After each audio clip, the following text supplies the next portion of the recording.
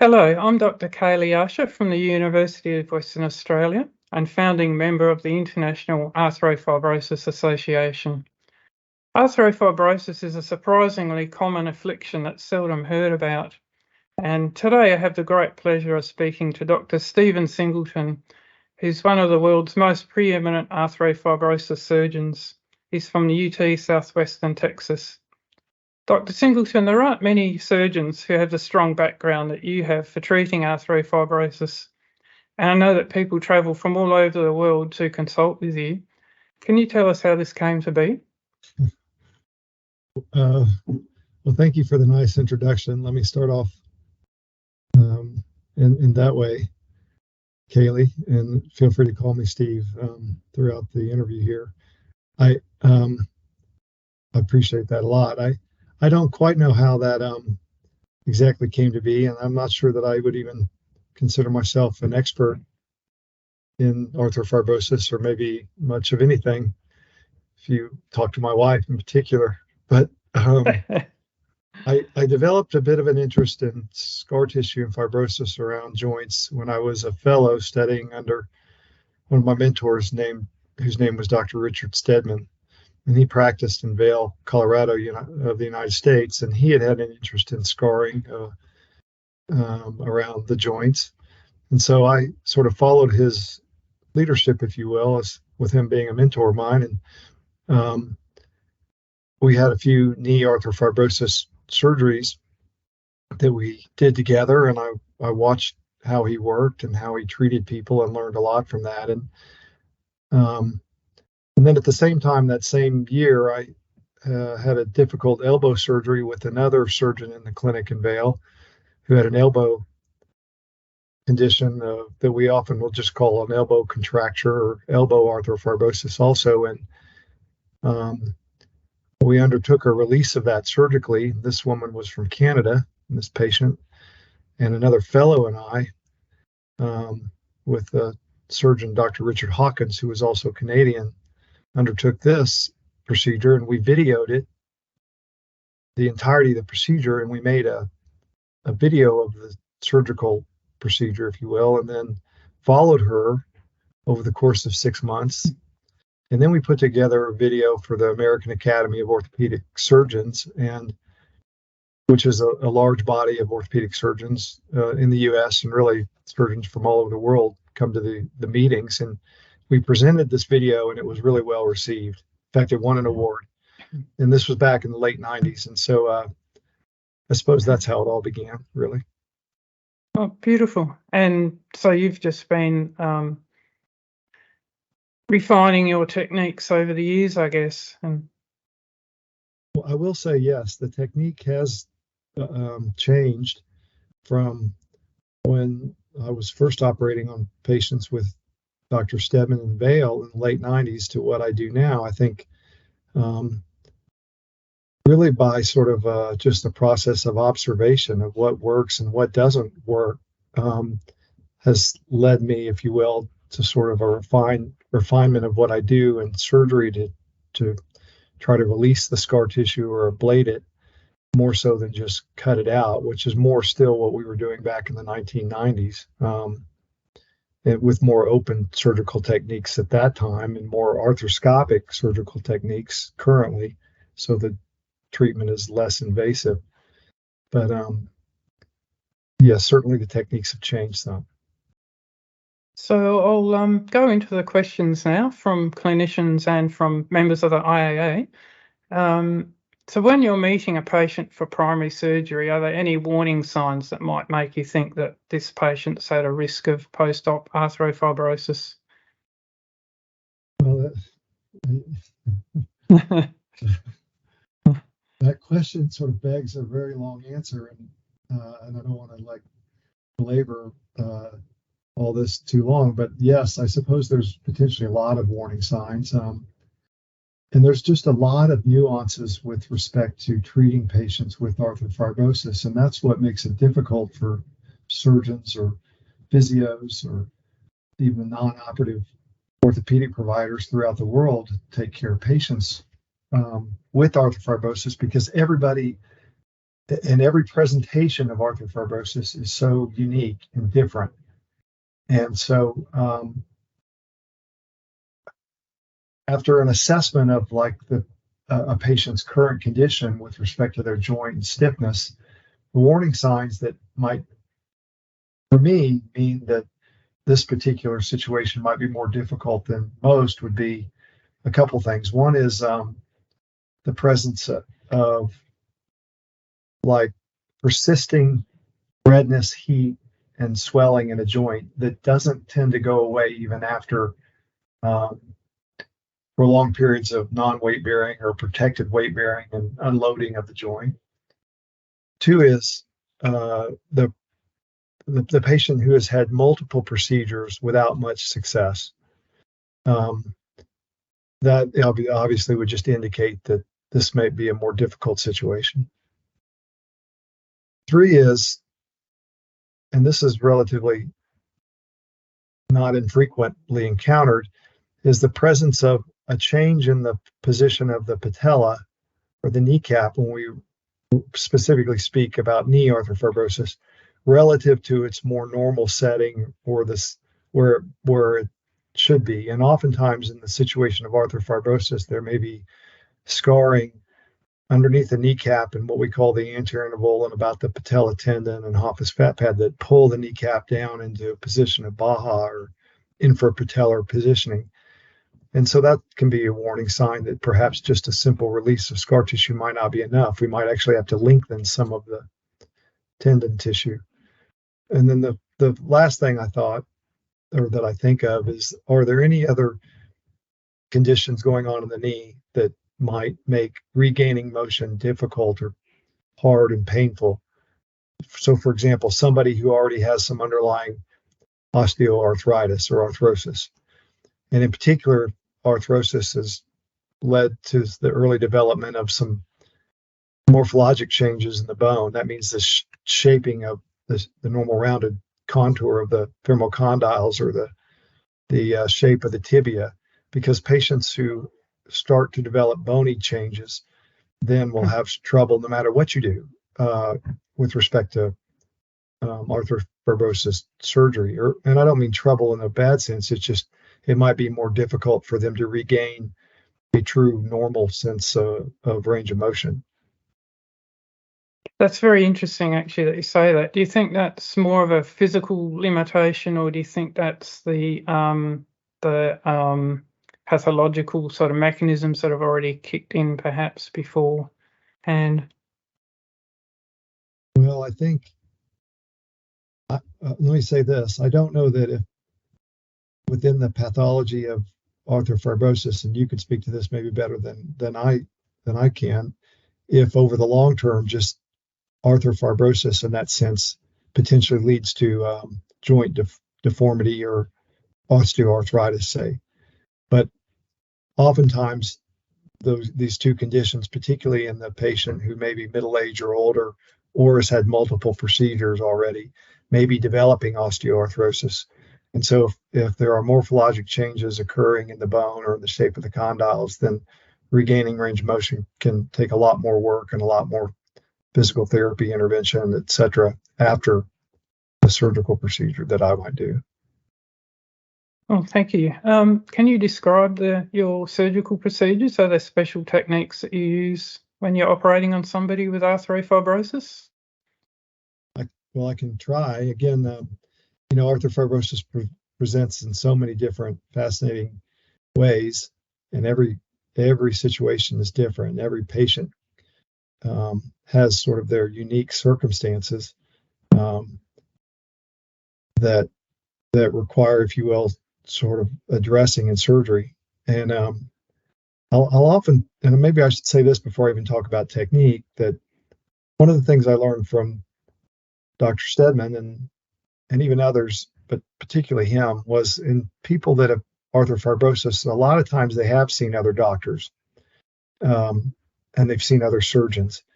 And sometimes they've almost come to a feeling of personal like guilt, or like they feel like some providers perhaps have like laid blame on them for this condition of knee stiffness. And so one of the things that, although it's not the surgical procedure itself that I do, and that the physios that I've worked with that are really skilled in treating patients with arthrofibrosis, number one is just listen, and listen to where they've been, a patient's been, the perspectives that they've had from other doctors or physios or other specialists they've seen, and then listen to where it is in their joint. And maybe it's the whole joint, but sometimes it's not. Sometimes it's just the front of the joint. Sometimes it's just the back of the joint, where it is that really bothers them. Because then, with respect to arthrofibrosis surgery, you want to hone your treatment in to the area that's most affected and that really is symptomatic for the patient. And this is why this condition is so nuanced, because if you overtreat a joint with arthrofibrosis, or with, say, limited arthrofibrosis, well, then you might potentially, as a surgeon, be making the knee or whatever joint worse, or at least putting that joint at risk. So what I do now in the more typical situation surgically, though, is after careful listening and then preoperative planning, is generally an arthroscopic procedure after I insufflate the joint. And insufflation means I fill the joint up with saline or fluid, and I try to stretch the joint capsule carefully like that. And I will often even wait a few minutes, sometimes even longer, with the capsule stretched, just trying to release whatever might release easily. Because if we're too overly aggressive in surgery, arthrofibrosis sometimes it has a predilection for coming back or returning. And so if you overly traumatize the joint, you put at risk that joint for arthrofibrosis to return. So I'll stretch the joint first. At the same time, I don't use a tourniquet, either on upper extremity or lower extremity arthrofibrosis surgery. Very interesting, yeah. And I think still a lot of times other surgeons do, but I just take caution not to. And by expanding the joint with fluid, what that does is it increases the intra-articular pressures so that some of the little capillaries that might normally be bleeding, which is why a surgeon would use a tourniquet, well, they'll bleed. So you get the pressure up in the joint, you stretch the capsule, and then you put the scope in through, arthroscopically little portals. Is what we call, and I think in the UK and in Australia often they call it little keyholes, like keyhole surgery. But that's how I proceed then. And I'll make multiple different small incisions, not a big long incision, where they need to be. And generally, by that I mean it'll be in the area where the arthrofibrosis is most symptomatic and needs to be addressed. And then I will not raise the tourniquet, and will use as atraumatic a technique as possible to not violate the healthy cartilage and joint surfaces, and yet also to, as atraumatically as possible, remove the scar tissue, or what we would say is just ablate it. And in general, I'll use a cautery type device or an ablator, and I have several that I'll use with different angles so that it'll help me get in different spots around a joint.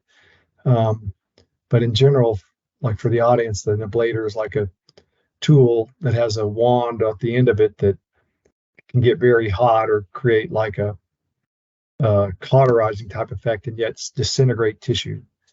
So we're kind of ablating the scar and yet still cauterizing the surrounding area so it doesn't bleed. And I think minimizing bleeding is important, because the more the joint will swell if there's a lot of bleeding during and after surgery. And B, too much bleeding will lead to the influx of fibroblasts, if you will, which then can be brought in by capillaries and by blood vessels. And the fibroblasts, as you know, can lay down connective tissue, which is, when it's in disarray, scar tissue. And we don't want that to happen. So we try to minimize the bleeding. And that's how we do the surgery. That's terrific. It sounds like there's a lot of planning, a lot of thought, a lot of care and time. You're not rushing anything as you go. We don't rush. In fact, we Yeah, try to do this as atraumatically as possible. And sometimes when I've had fellows working with me, it is like a little bit of a, I mean, we're careful in every surgery, but it's very careful because if we do too much to the joint, the arthrofibrotic joint will not like that. The other caveat to all this is, and really the reason that I think people would say perhaps I've been successful over my career in treating, or relatively successful because it's such a difficult disease to treat, is I've just had very top-notch physios, physical therapists helping me all along the way, and including in my practice now in Texas and then my prior practice in Vail, Colorado. And patients with arthrofibrosis go right into physical therapy. We don't wait a few days to start PT. We start passive motion, careful passive motion that's not overly traumatic right away. So we utilize a continuous passive motion machine, which is like a machine that bends the knee and straightens the knee while a patient just relaxes right after surgery. We sometimes will use even some bands and braces to keep the knee in a position for a period of time for some passive stretch. And then they're with a physical therapist 1 or 2 times a day right away, right after surgery. And that's very interesting. Yeah. And that's been maybe as much as anything, besides a little bit of the technique, the key to success. It's really the right sort of rehabilitation. Is postoperative pain control an important part of your plan? Very much so. The I was going to say the typical patient with arthrofibrosis, but there is no typical patient with arthrofibrosis. Everybody is, again, come at this in their own unique way. But many patients have had surgeries in the past, and often they've had tremendous amounts of postoperative pain. And the key to being able to do physical therapy right away after surgery is pain control during and after surgery. And so we will utilize a number of different techniques during the procedure, sometimes even before we start the procedure, and then after the procedure. And those techniques to minimize pain often involve the appropriate level, of course, of pain medication given IV during the surgery. I'll often then, before we even do the insufflation of a knee, inject some pain medicine, some long-acting. It's a little bit of a cocktail. It's a concoction that I've come upon and sort of put together. Inject that around the knee in the muscle and soft tissue before we start.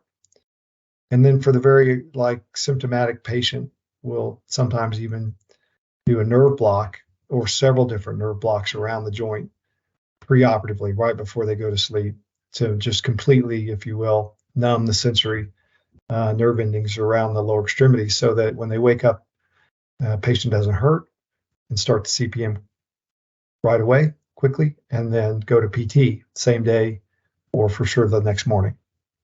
That's very interesting. Very helpful. Thank you.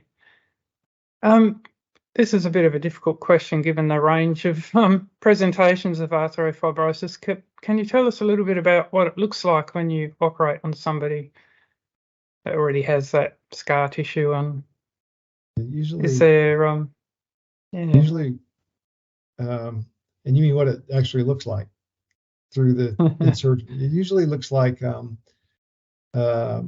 whitish, yellowish colored, thickened connective tissue that it does come in various levels of tension and firmness, but it would be like a thickened banana peel or something. It's sort of white, thickened with that can occur around the capsule, even as a part of the capsule, and occur when it's severe, even from the layer of the articular cartilage, that smooth cartilage that covers the joint.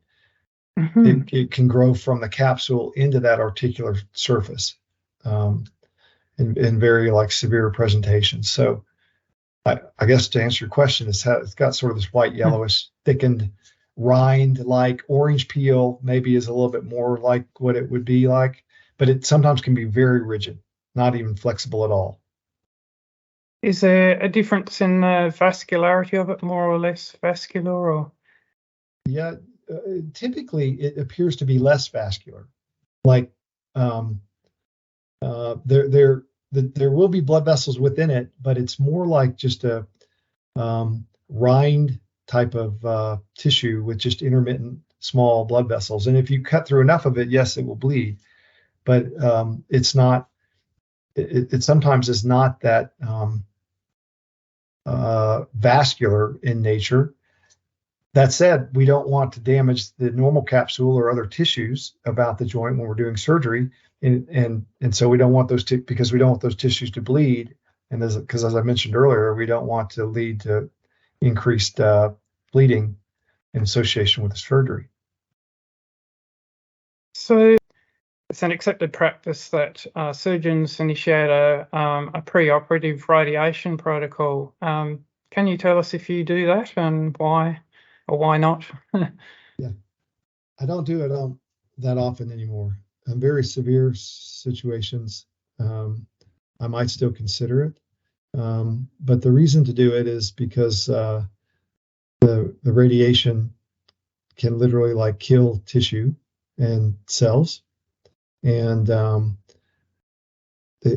so we do it to prevent the development of recurrent fibroblast type cells and connective tissue type cells from recurring after surgery. But I do it and consider it really only in the most severe elbow or knee contractures, or sometimes maybe hip contractures, where the joint doesn't move much at all, if at all.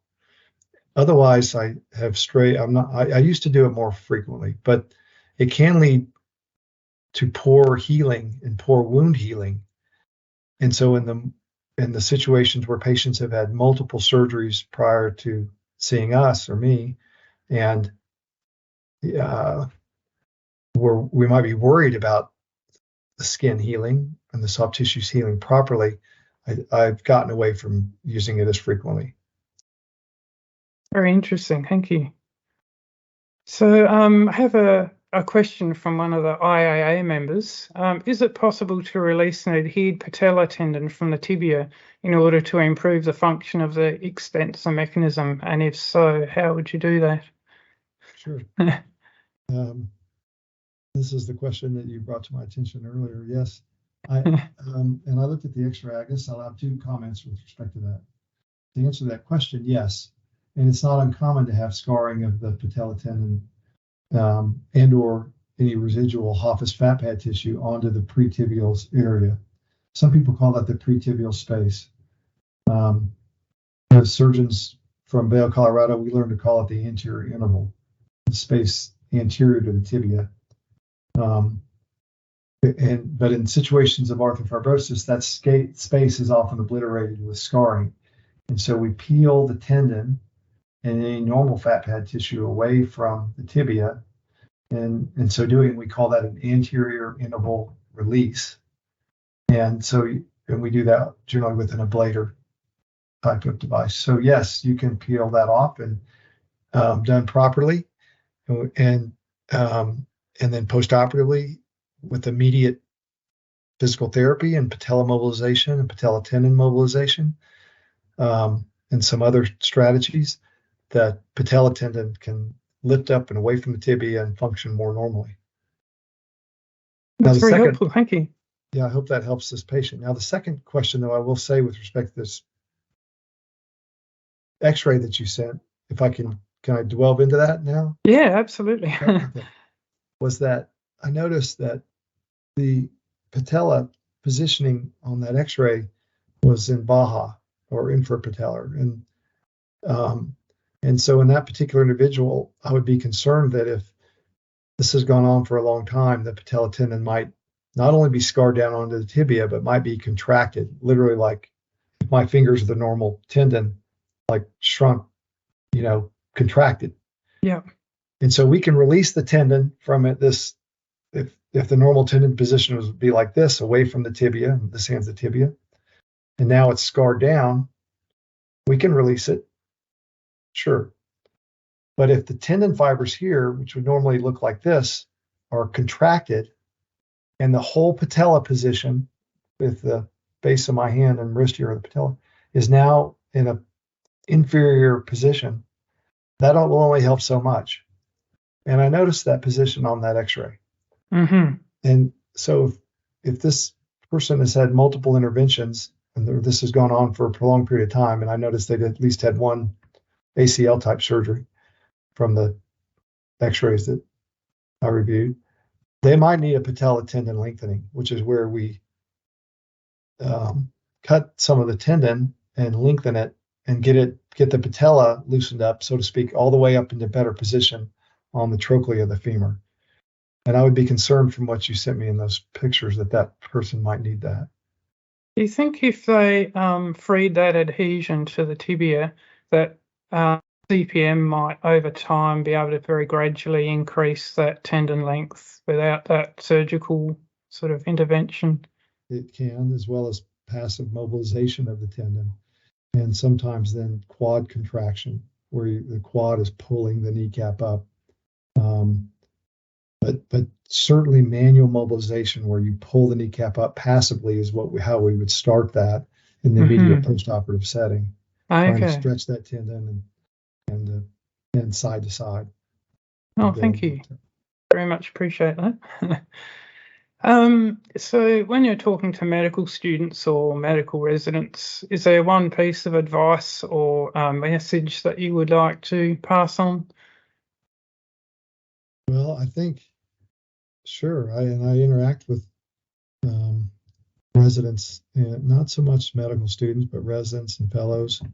And that would be that every person with arthrofibrosis, as I've said this evening, has their own unique history, and you really need to elicit that and elicit on exam, figure out where it is really that the scarring has developed. And then I think the proper way to tackle these problems is initially with physio, but if they're not amenable to physical therapy and physio, and you go down the road of surgery, it's the message that I give our residents is like, we want to do this as atraumatically as possible, and this patient requires a lot of like postoperative care and like physical therapy daily, and you have to be involved in that care and checking on them frequently. And so if this is an interest that you have, and there's certainly a need for more surgeons and physical therapists to help us figure out so much of the pathophysiology of arthrofibrosis that's not clearly understood. There's a need for more doctors that are interested in this disease. Then start learning now, and here's what we do. And as you progress on your career, you can take it to a different level, and even a better level than what you see us doing here in Texas at UT Southwestern. Do you think that's what I tell them? Do you see a lot of interest from young surgeons coming up in arthrofibrosis? I don't see as much interest, perhaps, as I would maybe submit that there is a need. I'm primarily a sports orthopedic trained surgeon, and so I see a lot of young athletes from different realms of sport, and that tends to be more the attraction for the young surgeon in orthopedics coming through the pipeline, so to speak, in the United States. So the other great need, I guess, ACL injuries is obviously one of the big areas where arthrofibrosis is an issue. Probably the other end is the total knee replacement. And I know that a lot of surgeons don't perform arthrofibrosis surgery for people with a TKR. Why is that? I think there's several reasons. I'll just start with saying one, after TKR, the joint tissue and synovium generally is often removed. Two, the bony anatomy and the end of the femur, the top of the tibia, and the back surface of the patella are removed and replaced in terms of replacement. And so most arthrofibrosis surgeons in today's world like to tackle this arthroscopically or through keyhole surgery, and most have more of a background in that type of approach to surgery, just like I do, than in joint replacement surgery. And so I can't speak for the world of orthopedic surgeons necessarily, but I will say that in my particular situation, I don't do hip or knee replacements. My focus has always been trying to improve our techniques arthroscopically to treat pathology in an arthroscopic or keyhole type of surgical procedure. So I don't do knee replacements. So the post-total knee replacement arthrofibrosis problem sometimes would require revision of the components of a knee replacement. But you have doctors like me that don't do that. And almost like we need a combined approach with a total joint replacement surgeon and then perhaps someone like me that could tackle more of the soft tissue component of the arthrofibrosis. And by revision, it's often like putting a new component in that may be a little smaller or have a little less height and taking a little tension out of the joint. But revision joint replacements are difficult to do and require most of the time, I think, a really skilled joint replacement surgeon. And those are skills that I don't have. So that's the dilemma. Do you think it's do you think that replacement TKRs are too often the first sort of port of call for somebody with arthrofibrosis? Do you think arthroscopic release is an option that's perhaps not looked at enough in a TKR sort of scenario? I'm not sure I understood your question exactly, but is it like, could we do arthroscopic releases after total joint replacement? Yeah, so yes. For somebody who's had a TKR who has limited range of motion, it's possibly not always a problem with the prosthesis. Maybe it's just a problem with the scar tissue that can be cut and released. So the answer to that question, I think, is yes. And there are those surgeons and me who do undertake that. But it is that type of, and I don't undertake it very often. There are situations where I will. But the post joint replacement arthroscopy is difficult. And of course, we don't want to do any damage to an underlying joint replacement that does appear to be appropriate in size and tension. And but it is difficult and difficult to sort of even mobilize the scope and get to different areas of the joint because of the components. And so yes, you could do that, and on occasion I have, and others as well. But the healing of that joint still is going to be different than a joint that has not been replaced, just because you don't have the normal, if you will, anatomy there. Sure. Well, thank you very much for sharing your experience and time with us today. I really appreciate it. And Kaylee, thank you for including me. I appreciate being included. Thank you for your interest, and really